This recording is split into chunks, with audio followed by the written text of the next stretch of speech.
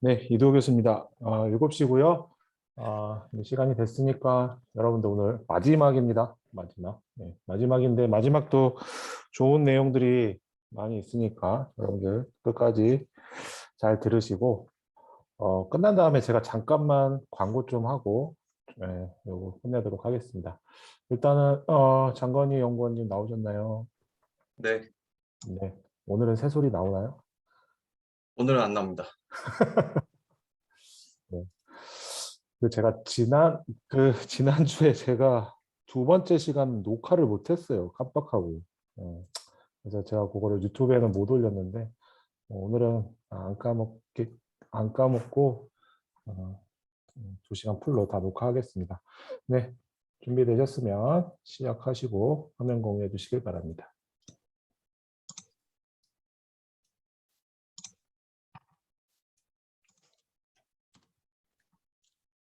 네, 잘 보이시죠? 시작하겠습니다.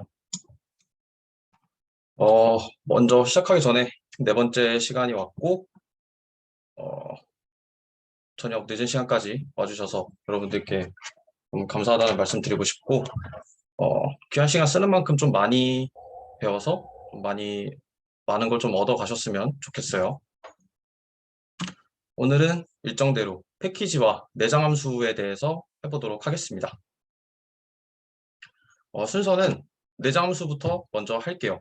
패키지는 다른 내용이 좀 많고 내장 함수는 우리가 지금까지 써왔고 패키지에 비해서는 상대적으로 내용이 그렇게 많지 않기 때문에 내장 함수부터 먼저 하고 그 다음에 패키지로 넘어가 보도록 하겠습니다. 네, 내장 함수라는 거는 우리가 많이 썼어요. 지금까지. 이 개념 자체는 우리가 저번 주 했던 모듈이나 아니면 뒤에서 할 패키지 같은 거를 임포트 하지 않고 그냥 그대로 사용할 수 있는 함수들을 얘기를 해요. 우리가 지금까지 썼었죠. 어떤 뭐 리스트나 튜플 같은 이런 자료 구조의 길이를 확인할 수 있는 랭스, 그리고 사용자의 입력을 받을 수 있는 인풋, 그리고 자료 구조 리스트, 그리고 이제 타입 문자열, 타입인 스트링, 그리고 또 튜플, 마지막으로 뭐 레인지, 우리가 포문할 때 썼었죠. 어떤 범위를 줄 수 있는 그런 레인지, 이런 것들이 전부 내장 함수에 속해요. 우리가 지금까지 뭐 많이 써왔기 때문에 뭐 크게 다룰 건 없고, 그 외에 우리가 다루지 않은 것들 중에서 어떤 내장 함수들을 자주 사용하는지 이 부분에 대해서만 조금 알아볼게요. 내장 함수 자체는 엄청나게 많아요. 근데 이제 거기 있는 것들 중에 뭐 우리가 다 쓰는 것도 아니고 저도 뭐가 있는지 전부 다 알지는 못해요. 하지만 이제 뭐 어떤 기능들을 자주 쓰는지 이건 좀 알아볼 필요가 있겠죠. 첫 번째는 enumerator라는 내장 함수예요. 개념 자체는 이게 사전적 개념으로는 뭐 열거하다 그런 뜻을 가지고 있는데 어떤 기능을 하냐면은 뭐 순서가 있는 자료형, 뭐 리스트, 튜플 뭐 이런 것들을 인덱스 값이랑 함께 반환해주는 그런 기능을 가지고 있어요. 언제 쓰냐면 값이 우리가 갖고 있는 어떤 뭐 리스트나 튜플에 값이 어떤 위치에 있는지 그런 인덱스 값을 알려줄 인덱스 값이 필요할 때 우리가 enumerator를 사용을 해요. 예시를 한번 볼게요. 제가 아이템이라는 변수 안에 이런 세 가지 값을 넣었어요. 그 다음에 for 다음에 그 val이라고 써놨는데 우리는 지금까지 for 다음에 i를 썼잖아요. 근데 꼭 i를 쓰지 않아도 돼요. 이 val은 value의 약자로 제가 써놓은 거예요. 값이라는 뜻에 제가 이제 for value인 enumerate item을 한 다음에 이 value를 프린트 해보면은 뒤에 값들과 함께 앞에 있는 인덱스들이 함께 출력이 돼요. 이런 식으로 내가 값뿐만 아니라 인덱스도 함께 필요하다라고 했을 때는 우리는 enumerator를 자주 사용을 합니다. 두 번째로는 집이라는 거예요. 집의 개념 자체만 보자면 그냥 동일한 개수의 자료형들을 우리가 묶어주는 함수예요. 여기 아래에 보시면은 우리는 지금까지 for 다음에 한 가지만 반복을 시켰는데 이런 식으로 세 개까지는 아니고 뭐 두 개, 세 개 이런 식으로도 반복을 할 수가 있어요. 뭐 넘버, 어퍼, 로어라는 거를 내가 반복을 시키겠다. 어디서? 숫자 1, 2, 3, 4, 5 여기서는 스트링이지만 뭐 1, 2, 3, 4, 5 대문자 ABCD, 소문자 ABCD를 집한 거를 내가 반복을 시키겠다. 포문을 통해서. 그리고 그 다음에 프린트를 하겠다라고 하면은 넘버에 해당하는 1, 1, 2, 3, 4, 5, 뭐 ABCD, 소문자 ABCD 이런 식으로 출력을 하게 됩니다. 이거는 지금 조금 집 같은 경우는 지금 조금 헷갈릴 수도 있는데 이거는 좀 이따가 다시 그 코드 짜면서 다른 예시로 한 번 더 접근해 보도록 할게요. 이누머레이트도 마찬가지고요. 내장 함수는 뭐 여기서 끝이에요. 이외에 더 뭐 있을 수도 있는데 제가 생각했을 때는 지금까지 우리가 한 내장 함수만으로도 우리는 내장 함수는 꽤 많이 배운 편이라고 저는 생각을 해요. 내장 함수는 여기서 마무리 지을게요. 두 번째로 이제 패키지라는 개념이 들어가는데 패키지 개념 자체를 보자면 우리가 저번 주에 제가 모듈에 대해서 하면서 이 모듈이 내가 어떤 특정 기능을 가져오고 싶을 때 짜지 않고 그냥 임포트해서 쓴다라고 해서 뭐 사용자 정의 모듈 썼었고 그 다음에 뭐 임포트 랜덤, 임포트 매스를 썼었잖아요. 그런 것들을 묶어놔서 구조화시킨 개념이 우리는 패키지라고 불러요. 여기에 예시를 달아놨는데 이제 여기서 모듈이라고 함은 이런 것들이 모듈이 될 수가 있어요. 여기까지. 이런 것들이 우리가 모듈이라고 할 수가 있고 이런 것들을 묶어서 이렇게 구조화시킨 거를 우리는 패키지라고 부릅니다. 내가 뭐 페어, 애플, 바나나 라는 뭐 모듈이 있으면 이런 것들을 묶어서 프루트이라고 할 수가 있고 이런 프루트 같은 게 베지터블이라는 것도 존재하고 이런 것들을 또 묶어서 구조화시키면 플랜트 또는 미트 뭐 이런 것들이 나올 거고 이런 것을 다시 구조화시킨 게 결과적으로 뭐 푸드가 된다. 그래서 이렇게 구조화시킨 걸 우리 패키지라고 부르고 이것들을 어떻게 우리가 사용을 하냐면 우리 저번 주에 썼었죠. 임포트. 그리고 내가 만약에 여기서 지금 뭐 미트를 쓰겠다라고 한다면 푸드하고 점을 써요. 여기서 점이라고 하면은 내가 이 푸드라는 어떤 구조화된 디렉토리에서 점을 통해서 이 안으로 들어가겠다. 이 안으로 들어가겠다 해서 점을 쓰고 그 다음에 미트에 접근을 하겠다. 라는 그런 뜻이에요. 이 명령어를 통해서 우리는 미트에 도달할 수 있는 거고 혹은 또 다른 방법으로는 내가 만약에 이 페어에 접근을 하고 싶다라고 한다면 푸드, 점, 플랜트, 점, 프루트, 로부터 from 이 푸드, 플랜트, 프루트로부터 페어를 임포트 하겠다. 이런 식으로 우리가 임포트 또는 from import라는 방식을 통해서 이런 패키지를 불러올 수가 있어요. 근데 여기서 패키지랑 진짜 정말 헷갈리는 개념이 하나 나오는데 그게 라이브러리라는 개념이에요. 우리가 뭐 사전적으로 생각하면 그냥 도서관 그냥 그렇게 하면 끝나는데 이 라이브러리는 개념적으로만 볼게요. 모듈이랑 패키지를 묶은 개념이에요. 그러니까 모듈이랑 패키지보다 더 상위에 있는 개념이죠. 하지만 이제 사실 라이브러리는 패키지랑 혼용해서 사용하는 경우가 많아요. 그 언어, 개념 자체를. 그래서 따로 구분지어서 우리가 하진 않습니다. 이거를 제가 저번 주에 저희 연구소 분들하고 같이 얘기를 해봤어요. 패키지랑 라이브러리에 대해서 얘기를 해봤는데 저희가 지금 결론으로는 뭐 패키지랑 라이브러리는 엄밀히 구분을 하자면은 할 수는 있지만 우리가 실제로 뭐 사용을 할 때는 이거는 패키지고 이거는 라이브러리다라고 사용을 하진 않는다. 이런 결론이 나왔어요. 그래서 제가 드릴 수 있는 말씀은 뭐 되게 엄밀히 따져보자면 다른 개념이지만 우리가 필드에서 실제 일할 때는 이거를 구분지어서 사용을 하진 않는다고 제가 말씀드릴 수가 있습니다.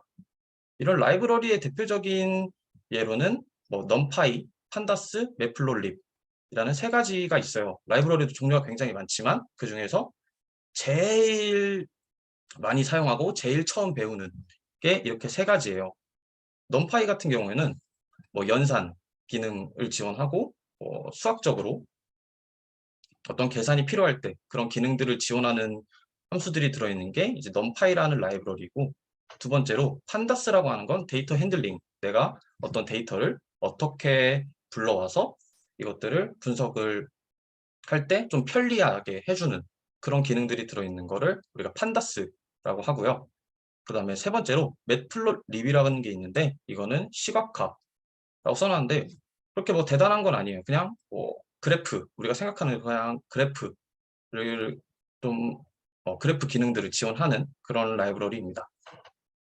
근데 여기서 조금 헷갈릴 수가 있는 게 라이브러리랑 모듈이랑 조금 헷갈릴 수가 있어요. 왜냐하면 둘 다 공통적으로 내가 어떤 특정 기능들과 관련해서 그런 것도 좀 쓰고 싶다라는 그럴 때 이제 좀 도움을 주는 그런 공통점이 있는데 모듈은 아무래도 좀 하위 개념이다 보니까 내가 어떤 100줄짜리 코드가 있을 때 그 중에서 일부분을 구성할 수 있도록 도와주는 작은 부품 같은 느낌이라면 라이브러리는 내가 자주 사용하는 어떤 로직들, 어떤 어, 대량의 코드들, 그것들을 잘 정리해서 내가 언제든 쓸 수 있도록 정리해 놓은 그런 집합 같은 느낌으로 생각을 하시면 조금 편하실 것 같아요. 그래서 어쨌든 라이브러리는 모듈보다는 좀 상위 개념이다 라는 거를 알아두시면 될 것 같습니다. 여기서 이제 이 각각의 라이브러리들을 한번 알아볼게요. 처음으로 이제 numpy라고 하는 거는 numerical python의 줄임말이에요. 뭔가 딱 들어도 뭔가 좀 계산적인 뭐 그런 느낌일 것 같죠? 그래서 개념을 한번 보자면 what is numpy라고 해서 제가 numpy 사이트에서 가져온 글이에요. 여기에도 지금 써 있다시피 이것들을 뭐 전부 해석할 필요는 없어요. 하지만 우리가 여기서 확인할 수 있는 건 numpy는 어떤 펀더멘탈한 패키지다. 그리고 이거는 파이썬의 파이썬 라이브러리이다. 이렇게 두 가지 언어를 쓰면서 저도 처음에 봤을 때 되게 많이 헷갈렸어요. 어쨌든 numpy 사이트에서도 패키지랑 뭐 라이브러리를 뭐 같이 쓴다 이런 정도로 생각을 해두시면 될 것 같고 numpy는 행렬 우리가 배웠었죠 옛날에 행렬이나 뭐 다차원 배열을 처리할 수 있도록 지원하는 라이브러리예요. 어떻게 지원을 하냐? 어레이라는 걸 통해서 계산을 하고 처리를 하고 이런 기능들을 제공을 합니다. 여기서 numpy에서 이제 어레이라는 새로운 자료 구조가 등장을 해요. 어레이라고 하면은 리스트랑 굉장히 유사한데 리스트보다 연산 속도가 좀 더 빠르고 메모리 효율성 면에서 좀 더 우위를 점하고 있는 그런 자료 구조예요. 이런 어레이의 특징으로는 어레이 안에 모든 값들은 다 같은 자료량이어야 된다. 이런 뭐 특징이 있고요. 우리가 어레이를 통해서 뭐 수치 계산할 일이 많거나 좀 복잡한 계산이 필요하거나 행렬을 계산하거나 할 때 우리는 어레이를 사용을 합니다. numpy 자체를 불러오는 것은 어렵지 않아요. 우리가 모듈을 불러왔던 것처럼 그냥 import numpy 하면은 그냥 numpy 안에 있는 기능들을 우리가 다 쓸 수 있습니다. 여기서 어레이를 이제 어떻게 정의를 하냐면 우리가 뭐 변수 하나를 설정한 다음에 numpy 점 우리가 아까 패키지 할 때 봤었죠. 점을 통해서 numpy의 안으로 들어간다. 그리고 그 안에서 어레이를 사용을 한다. 그래서 어레이 하고 우리가 1, 2, 3, 4, 5라는 리스트를 내가 뭐 어레이로 만들겠다. 라고 한 다음에 한번 A랑 타입 A를 찍어봤더니 이런 식으로 어레이가 나오고 타입을 확인했더니 numpy.nd 어레이라고 나와요. 여기서 뭐 numpy랑 어레이는 알겠는데 nd 이 nd가 뭐냐면 n 디멘셔널 어레이라 그래서 다차원 배열을 뜻해요. 우리는 이 어레이를 통해서 지금 우리가 지금 여기서 만든 A 이거는 1차원 배열인 거고 우리는 이 어레이를 통해서 뭐 2차원, 3차원 그 이상의 배열도 만들 수가 있어요. 근데 오늘 여기 시간에서는 2차원 배열까지만 만들도록 할게요. 2차원 배열은 우리가 어떻게 만드냐면 리스트 오브 리스트 즉 우리가 여기서 1차원 배열을 만들 때 밖에 대괄호를 하나만 써줬으면 2차원부터는 대괄호가 하나 더 추가돼요. 이런 식으로 통해서 우리가 2차원 배열을 만들 수가 있고 이런 걸 우리가 b라는 변수에 넣고 b를 찍어보면 대괄호가 2개가 나오게 되죠. 크게 이런 식으로 나오게 된 걸 우리는 2차원 배열이라고 하고 이 2차원 배열을 우리를 행렬이라고 얘기합니다. 가로는 행, 세로는 열. 네, 이런 식으로 우리는 뭐 n차원 배열을 만들 수가 있습니다. 그리고 이 다음에 이제 뭐 판다스라는 라이브러리에 대해서 알아보자면 데이터 분석 라이브러리예요. 대부분의 뭐 데이터 형식인 표 형식, 여기서 표 형식이라고 하면은 이게 뭐 공식적인 명칭은 아니에요. 제가 그냥 좀 이해하기 쉽게 표 형식이라고 써놨는데, 그냥 표 형식은 뭐 이렇게 뭐 데이터가 있으면 뭐 안에 뭐 각각의 뭐 값이 들어가 있겠죠. 이렇게 그냥 엑셀을 생각하시면 편하겠죠. 그리고 여기에 각각에 대한 뭐 이름이 붙어 있을 거고, 여기도 각각에 대한 뭐를 설명하는지 이렇게 나와 있잖아요. 이런 식을 우리가 표 형식이라고 했을 때, 이런 형식의 데이터를 처리할 때 매우 편리한 기능들을 제공을 해요. 이런 판다스에서도 자료 구조가 두 가지가 있는데, 첫 번째는 시리즈라는 거예요. 여기가 지금 오타가 났는데 R이 먼저입니다. 이건 아니고 R이 먼저예요. 이런 시리즈라는 1차원 의 자료 구조가 있는데, 이런 시리즈의 특징은 우리가 지금까지 리스트랑 뭐 튜플 같은 데서 인덱스를 확인할 때 0번째 인덱스, 첫 번째 인덱스, 뭐 두 번째 인덱스, 이런 식으로 인덱스를 확인을 했잖아요. 근데 시리즈에서는 내가 인덱스를 직접 지정을 해줄 수가 있어요. 이제 여기에 각 데이터를 표시하기 위해 인덱스를 붙일 수 있다, 뭐 그런 특징이 있고, 그런 인덱스와 내가 넣은 값들을 합쳐서 우리는 시리즈라고 부릅니다. 시리즈를 사용하는 것도 그렇게 어렵진 않아요. import pandas라고 한 다음에 내가 데이터라는 변수에 pandas.시리즈, 여기는 대문자여야 됩니다. 시리즈를 만들겠다. 뭐를? 이런 150, 70이 들어있는 리스트를. 그리고 이 아랫줄에 index는이라고 옵션을 줬죠. 인덱스를 내가 직접 지정하겠다라는 뜻이에요. 인덱스를 내가 A, B, C라고 지정을 하겠다라고 하고, 우리가 이제 데이터를 한번 찍어보면 A 100, B 50, C 70 내가 입력한 순서대로 이렇게 나오는 게 우리는 시리즈라고 합니다. 그리고 그 두 번째로 데이터 프레임이라는 자료 구조가 있는데, 이거는 제가 모든 자료 구조를 통틀어서 제가 제일 많이 사용하는 자료 구조예요. 이거는 이제 데이터를 아까 말씀드린 이런 표 형태로 처리하는 2차원 배열의 자료 구조를 뜻합니다. 데이터 프레임은 어렵게 생각하실 필요가 없는 게, 그냥 우리 엑셀 생각하시면 편해요. 엑셀 형태랑 굉장히 저는 사실 똑같다고 생각을 하고, 그래서 이건 딱히 따로 제가 예시를 들진 않았어요. 우리는 그냥 엑셀에 있는 그런 엑셀 형태를 그냥 생각하시면 됩니다. 이 데이터 프레임도 시리즈도 좀 이따가 다시 한번 다뤄보도록 할게요.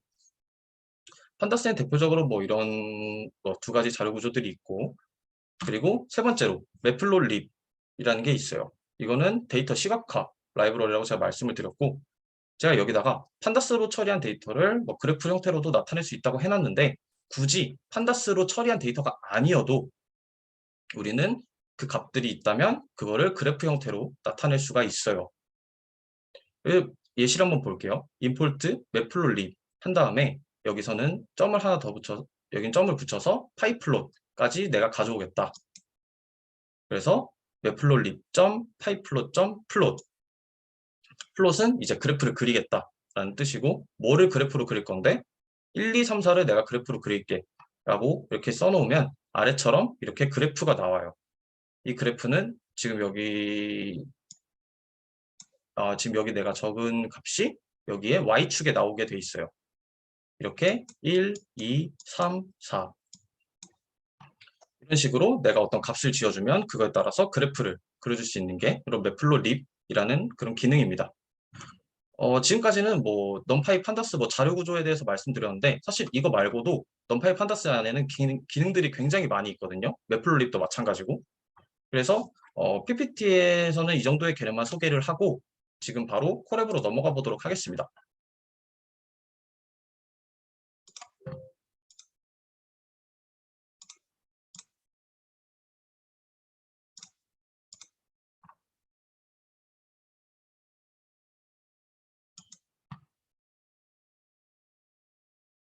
콜앱이 다 키셨나요?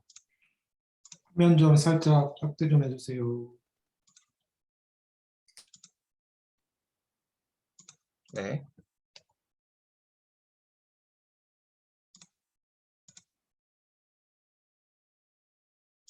네, 다 키셨다고 생각을 하고 시작해 보도록 할게요. 먼저 우리 처음 했던 내장함수부터 먼저 해보겠습니다. 내장함수의 첫 번째로 제가 enumerate가 있다고 말씀드렸죠. 이거의 뜻은 사전적인 정의로는 뭐 열거하다 뭐 그런 뜻을 가지고 있고, 이거를 우리가 한번 직접 쳐볼게요. 아이템이라는 변수 안에 내가 first를 넣어보고 second를 넣어보고 third를 넣어보겠다. 뭐 이런 변수가 있다고 뭐 가정을 하고, 그 다음에 for value in enumerate, 내가 뭐 열거할 거야. 뭐를? 아이템을 쓴 다음에 내가 print value를 하겠다 라고 한다면, 이런 식으로 값뿐만 아니라 인덱스도 우리는 같이 얻을 수가 있어요. 이거를 우리가 어떻게 쓸 수가 있냐면,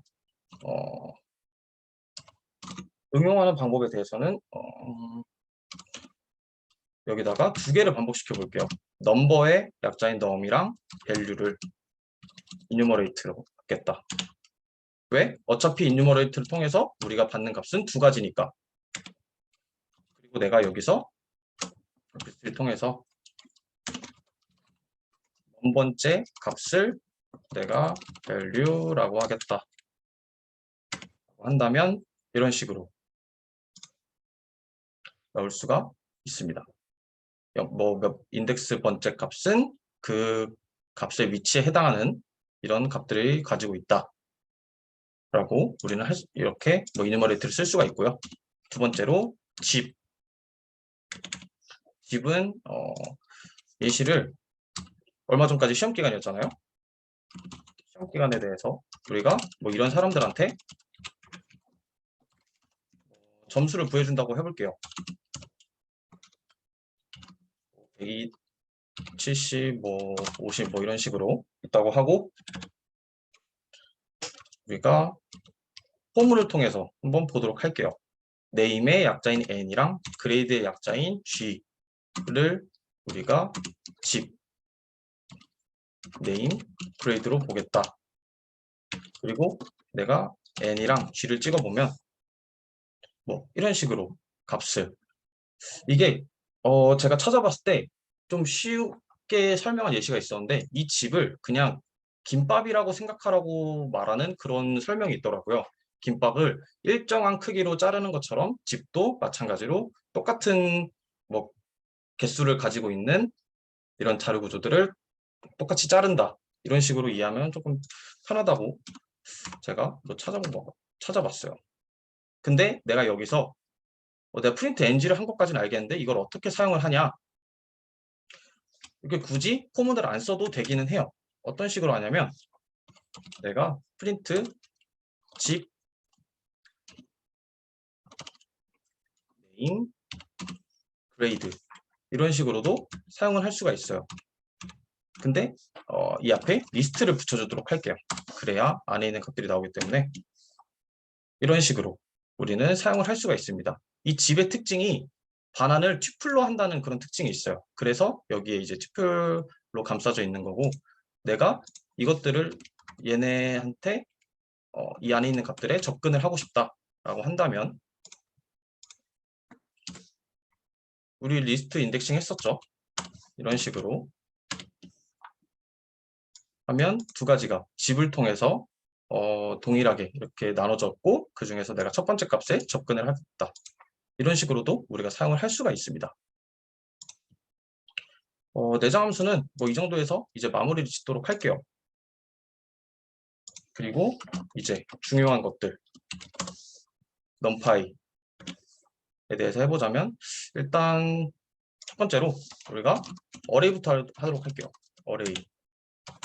어레이에는 뭐 어레이 뭐 하면서 보면 되고, import numpy를 가져오겠다. 그리고 아까 예시대로 뭐 만들어 볼게요. numpy.array를 만들겠다. 뭐로? 1, 2, 3, 4, 5라는 걸로. 그리고 직접 한번 array를 만들었을 때 결과도 확인을 해보고, 타입도 한번 볼게요. ND array, n 디멘셔널한 array다 라는 걸 우리가 확인을 했고, 여기서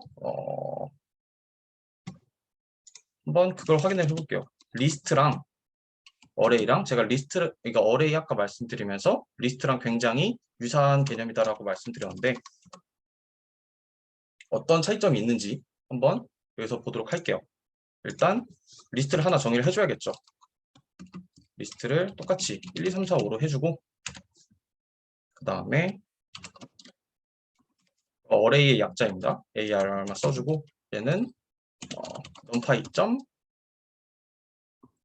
어레이가 돼야 되겠죠.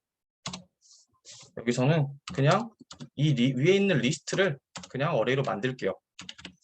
그리고 내가 myList 하고 myArray를 한번 찍어 보도록 하겠습니다. 이런 식으로 뭐 콤마가 있고 없고의 차이가 있지만 어쨌든 값은 뭐 1, 2, 3, 4, 5로 동일하게 나왔어요. 여기서 우리가 또 슬라이싱을 배웠잖아요. 각각의 변수들을 슬라이싱 해보도록 하겠습니다.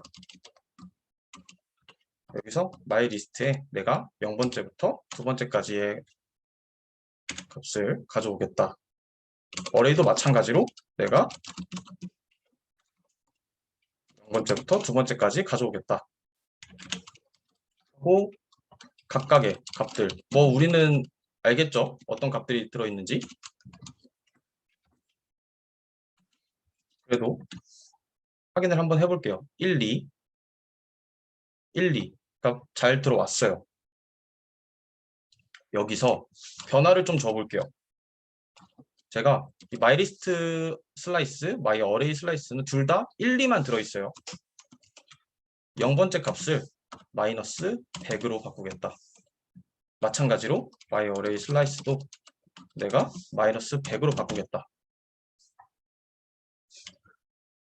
이런 식으로 해볼게요. 굳이 값을 확인하지 않아도 당연히 바뀌어 있겠죠. 이렇게. 근데 내가 여기서 이제 중요한 건 우리가 처음에 정의했던 myList와 myArray의 값을 한번 확인을 해볼게요.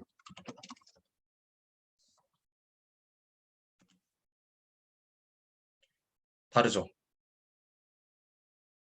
리스트랑 어레이를 분명히 둘 다 1, 2, 3, 4, 5라고 해놨는데 내가 이 슬라이스라는 것의 값을 바꿔주고 나니까 원본에 있던 myArray의 값도 바뀌어 있어요. 여기서 리스트랑 어레이의 차이점이 드러나요. 리스트의 경우는 오히려 우리한테는 리스트의 경우가 더 이해하기 편하죠. 내가 바꾼 건 myList 슬라이스니까 당연히 myList의 값은 그대로 유지되어야 하는 거 아니냐. 그쵸? 그래서 리스트는 그대로 유지가 됐는데 우리는 여기서 myArray 슬라이스 값을 바꿔줬는데 우리가 myArray의 값도 변경됐어요. 뭐 이런 차이점이 있습니다. 이런 차이점에서 이런 myArray의 뭐 메모리 효율성이 있다.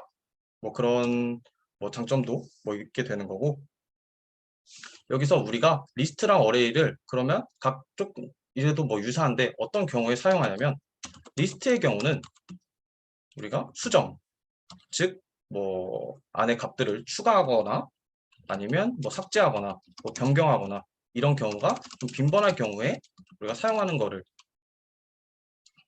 이렇게 써 이런 추가 삭제 변경 이런 것들이 좀 빈번할 경우에 사용하는 거를 저는 좀 권장을 드리고 어레이 같은 경우에는 좀 이런 수정이 좀 일어나지 않을 경우에 사용하는 거를 저는 좀 추천을 드리는 편입니다. 이런 식으로 뭐 리스트랑 어레이의 차이점이 있어요. 그리고 이제 2차원, 지금까지는 대괄호가 하나니까 우리가 1차원의 배열을 생성을 한 건데 여기서 2차원을 어떻게 생성을 하냐면 numpy.array numpy.array를 하기 전에 그거부터 먼저 말씀을 드릴게요. 지금 우리가 numpy.array를 통해서 이렇게 갔어요. 근데 여기 보시면 numpy하고 띄어쓰기를 하면 이게 하나가 떠요. numpy as np 이런 식으로 이게 떠요. 이게 무슨 뜻이냐면 우리가 numpy 안에 있는 기능을 쓸 때마다 numpy 점 뭐 array numpy 점 하면은 안에 이렇게 많은 기능들이 있는데 이거를 내가 쓸 때마다 numpy 점 하기가 불편하니까 이거를 우리가 np라고 줄여서 쓰자 라는 뜻에서 있는 게 이 뒤에 있는 as np예요. 이렇게 명령어를 입력한 순간부터 우리는 numpy 점으로 입력을 해도 되지만 귀찮으니까 np 점으로 입력을 해도 돼요. 이렇게 해도 입력이 들어갑니다. 근데 왜 굳이 np냐고 좀 생각을 하실 분도 있는 것 같은데 그냥 n이어도 돼요. 굳이 np가 아니어도 되기는 하는데 근데 n 같은 경우에는 우리가 많이 쓰잖아요. 뭐 미지수 n일 수도 있고 팩토리얼 할 때도 n을 쓰니까 그냥 np로 쓰자라고 해서 이거는 지금 딱 봐도 이렇게 자동 완성이 되잖아요. 이거는 파이썬을 하는 사람들끼리 우리끼리 약속 뭐 관례? 관습? 뭐 그렇게도 볼 수도 있고 파이썬 하는 사람들끼리 그냥 약속이라고 생각을 하시면 돼요. 그래서 내가 만약에 그럼 뭐 n이라고 쓰고 뭐 n.array 뭐 해도 될 텐데 이거를 다른 사람들이 보게 됐을 때 얘가 무슨 패키지를 쓴 것이며 어떤 기능을 쓴 건지 이게 무슨 코드인지 알 수가 없어요. 하지만 우리가 np를 쓴 순간부터 사람들은 아 얘가 numpy를 썼구나 라는 거를 알게 됩니다. 그래서 지금부터는 numpy를 쓸 때 np라고 우리가 줄여서 쓸게요. 어쨌든 여기서 이제 우리가 2차원 배열을 만들기로 했죠. 2차원 배열을 뭐 1, 2, 3 그리고 4, 5, 6 이렇게 따로 굳이 제가 지금 뭐 대괄호 안에 큰 대괄호 안에 이렇게 작은 거 2개를 분리해 놨는데 이거 2개를 뭐 합쳐도 상관없어요. 이렇게 하면은 2차원 배열 대괄호가 이렇게 2개 있는 대괄호로 2개로 감싸진 이런 2차원 배열 즉 행렬이라는 게 우리는 이렇게 만들어낼 수가 있습니다. 이렇게 array 말고도 numpy에서 array 말고도 사실 다른 기능들도 굉장히 많아요. 제가 처음에 이제 뭐 연산 기능들을 뭐 지원해주는 그런 라이브러리라고 말씀을 드렸는데 이제 뭐 다른 것들도 한번 알아볼게요. 일단 뭐 기능들을 쓰기 위해서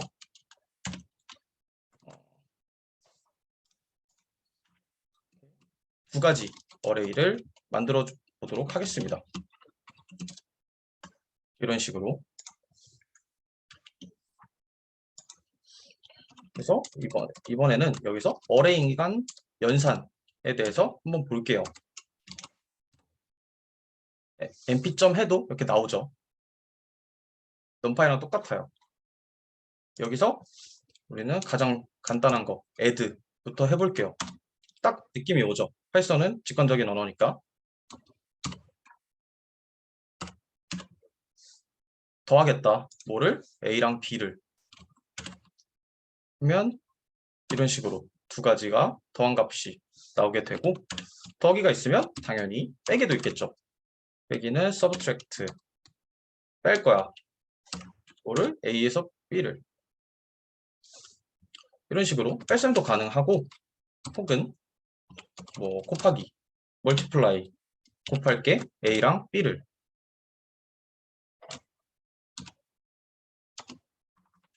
여기는 사칙연산이라고 해야 낫겠네. 그 다음에 마지막으로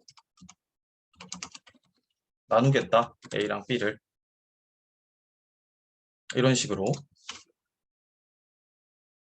numpy 안에는 뭐 자료구조 array라는 것도 있지만 이 밖에 뭐 이런 계산들을 지원해주는 그런 기능들도 있고 사칙연산 말고도 뭐 지수함수를 표현할 수 있는 exponential의 약자인 exp. 지금 우리가 a라는 변수를 내가 지수함수로 표현하겠다 뭐 하면 이렇게 우리가 지수함수를 사용을 할 수가 있고 이 밖에도 이건 그냥 냅둘게요. 이거는 한번 여러분들이 추측을 해보세요. 결과를 보여드릴 테니까.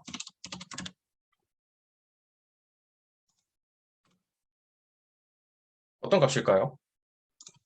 너무 쉽죠? 절대값.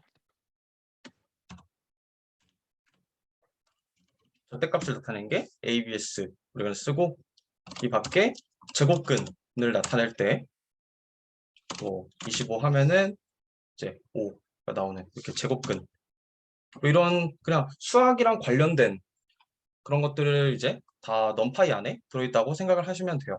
이 밖에도 굉장히 기능들이 많은데, 네, 이 정도로도 충분히 우리는 네, 넘파이를 많이 배운 것 같아요.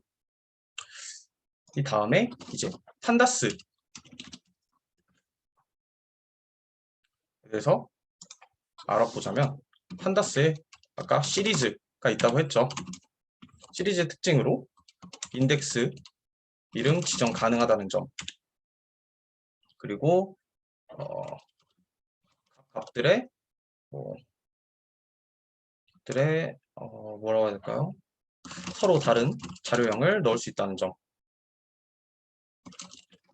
뭐 이런 특징들이 있고, 시리즈 일단 판다스부터 불러와야겠죠. 근데 여기서도 마찬가지로 여기에 판다스 as pd라고 떠요. 뜨지 않으면 그냥 이렇게 입력을 해도 돼요. 그러니까 우리가 판다스를 쓸 때 일단 판다스를 이제 뭐 정의를 하면 이렇게 써야 되는데, 할 때마다 판다스 치기가 좀 그러니까 줄이자 해서 우리는 PD, 소문자 PD로 줄여서 쓰도록 합니다. 시리즈를 한번 불러와 볼게요. 그냥 여기다가 변수에 뭐 my 시리즈라는 변수를 주고, 내가 시리즈를 만들겠다. 뭐로? 100, 50, 뭐 30, 뭐 이런 값으로 이렇게 지어서 우리가 그냥 이 값을 확인을 해볼게요. 150, 30이 나오고 왼쪽에 0, 1, 2 인덱스가 나오죠. 근데 이 인덱스를 우리가 정해줄 수가 있다는 거죠. 어떻게? 인덱스는 0, 1, 2였으니까 뭐 한글로 바꿔볼까요? 첫 번째, 두 번째, 세 번째로 바꾸겠다. 이렇게 우리가 확인을 해보면 인덱스가 0, 1, 2에서 첫 번째, 두 번째, 세 번째로 바뀐 거를 확인을 할 수가 있습니다. 그리고 이 시리즈를 제가 여기다가 값을 직접 입력을 해줬는데 굳이 여기다가 직접 입력을 해주지 않아도 돼요. 어떤 식으로 입력을 해줄 수 있냐면,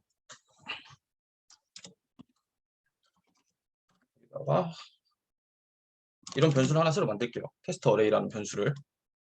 여기다가 변수를 어레이를 하나 만들어 보는데 1, 뭐 5, 이게 정수도 넣어보고 숫자도 넣어보고 뭐 문자열도 넣어볼게요. 이렇게 넣은 거를 내가 테스트 시리즈라는 변수에 이제 시리즈로 넣겠다. pd.시리즈 이 안에 테스트 어레이 하고 테스트 시리즈를 찍어보면 결과는 이렇게 나오게 되죠. 뭐 인덱스를 주고 싶다.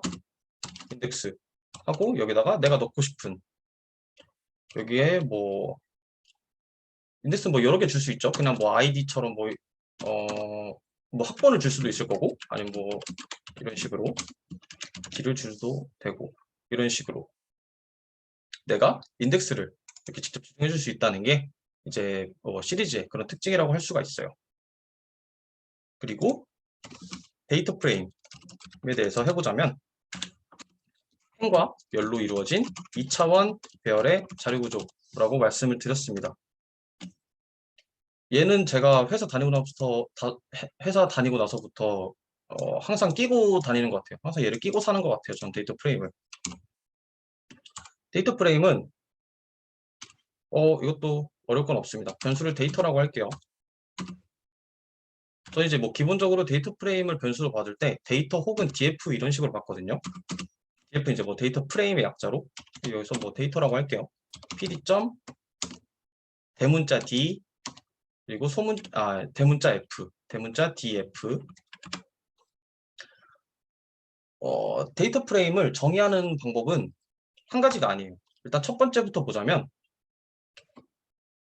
딕셔너리 있죠. 우리가 배웠던 거. 딕셔너리 형식으로 우리가 키와 밸류로 이루어져 있었잖아요. 딕셔너리가. 여기다가 키 값을 입력을 해주고 그 다음에 안에 value를 입력을 해줬었죠. value는 뭐 1, 2, 3 이렇게 입력을 해줬고, 그 다음에 뭐 다른 거, 뭐 name이라는 키에 여기다가 뭐 값들을 넣어줄게요. 이런 식으로. 그리고 데이터를 찍어보면 이 구조가 데이터 프레임이에요. 행과 멸로 이루어진 2차원 배열의 자료 구조. 우리는 여기서 이 가로를 뭐 행이라고 하고 여기를 뭐 열이라고 하는데 여기를 이제 영어로 로우 그리고 이 두 개를 컬럼이라고 해요. 그러니까 ID 컬럼, 네임 컬럼인 거죠. 그래서 우리가 컬럼을 확인하고 싶으면 데이터 점 컬럼즈가 있어요. 뒤에 s가 붙은 이거를 입력을 해주면 내가 어떤 컬럼을 가지고 있는지 여기서 확인을 할 수가 있습니다. 데이터 프레임을 이런 식으로 딕셔너리 같은 방식으로 정의를 해줄 수가 있고 또 다른 방식으로 뭐가 있냐면 pd.데이터 프레임까지는 해주고 그 다음에 2차원이니까 대괄호 2개 해주고 그냥 여기다 숫자를 막 적어줄게요. 그리고 70, 80, 뭐 90, 100 이렇게 써주고 그 다음에 지금 위에서는 인덱스가 지금 012로 되어 있는데 데이터 프레임에서도 이걸 바꿀 수가 있어요. 인덱스를 뭐 점수로 한번 줘볼게요. 그리고 위에 있는 컬럼 네임도 내가 지정을 해줄 수가 있어요. 여기다가 컬럼스는 내가 지금 뭐 4개씩 2줄로 입력을 했으니까 4명을 입력을 해줄게요. 우리 장 뭐 이런 식으로 네, 이런 식으로 인덱스, 매스와 잉글리시 그리고 김, 이, 팝, 장 4가지 컬럼을 우리가 만들 수가 있어요.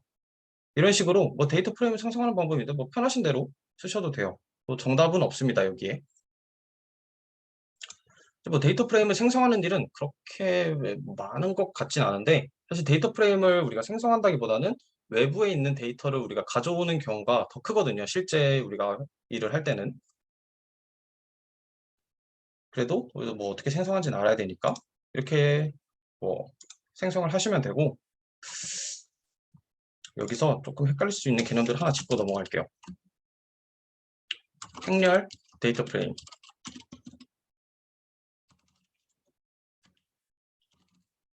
둘 다 2차원 배열 구조죠.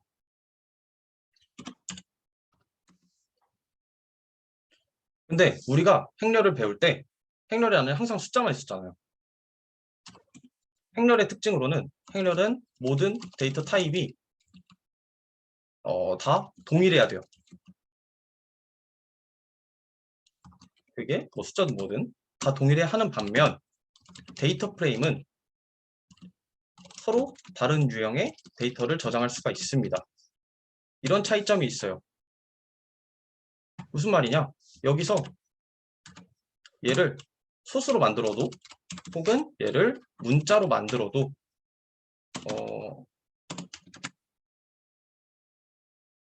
이게 가능하다는 거죠. 그러면 이 김이라는 컬럼은 얘는 뭐 인티저인 거고 뭐 팍이라는 컬럼은 얘는 플로트인 거예요. 이 안에 있는 값들은. 이게 행렬과 데이터 프레임의 차이점이라고 보시면 됩니다. 근데 우리가 데이터 프레임을 다룰 때 방금 말씀드렸잖아요. 데이터 프레임은 우리가 만드는 경우가 그렇게 많진 않아요. 보통 외부에 있는 데이터를 우리가 가져오는 경우가 많아요. 근데 그 데이터 중에서는 이 예시로 들어보면 뭐 270이 아니라 그냥 없는 값일 때가 있어요. 이러면 참 난감해져요. 내가 얘를 뭐 분석을 하려고 해도 이 없는 값이어서 내가 얘를 뭐 어떻게 할 수가 없어요. 참 난감해져요. 우리는 그 없는 값을 난이라고 합니다. 이게 not a number의 약자예요. 즉 데이터 자체가 없다는 걸 의미합니다. 보통 우리가 이 난값을 만들 일은 없지만 한번 그냥 예시를 위해서 만들어 볼게요. 저는 첫 번째 방식으로 하고 이 난이란 값을 뭐 일부러 만들려면 numpy로 가야 돼요. numpy.nan 소문자로 입력을 해주시고 또 다른 데이터 프레임으로는 여기다가 뭐 이런 식으로 만들어 볼게요.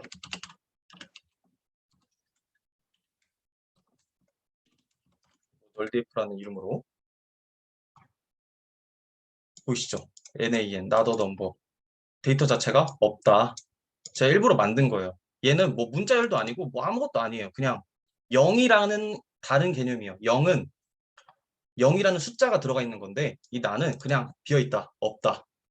없어. 근데 우리는 지금 이 데이터를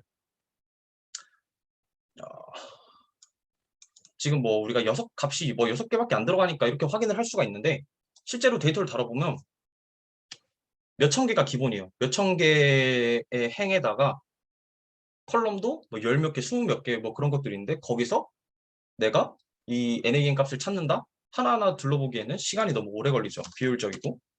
그래서 이 기능을 찾는 또 그런 함수가 판다스 안에 있어요. is NA 라고 치면 NA의 여부를 알려줘요. not a number의 여기서의 NA는 달라요. not available. 대충 느낌이 비슷하죠. not available한 값을 찾는다 라고 했을 때 true가 반환이 돼요. 비어있는 값은. 근데 이것도 다 확인하기가 어렵다. 뭐 몇만 개인데 다 true를 어떻게 찾냐 라고 한다면 끝에 썸을 쳐주세요. 이렇게 쳐주면 컬럼별로 난값이 몇 개가 있는지 이렇게 우리는 확인을 할 수가 있습니다. 여기까지 하고 지금 시간이 조금 애매해가지고 좀 쉬었다가 그 다음에 이 난값들을 어떻게 우리가 처리할 수 있는지 그거에 대해서 한번 알아보도록 할게요. 48분이니까 그냥 8시까지 쉬는 시간 갖고 다시 뵙도록 하겠습니다.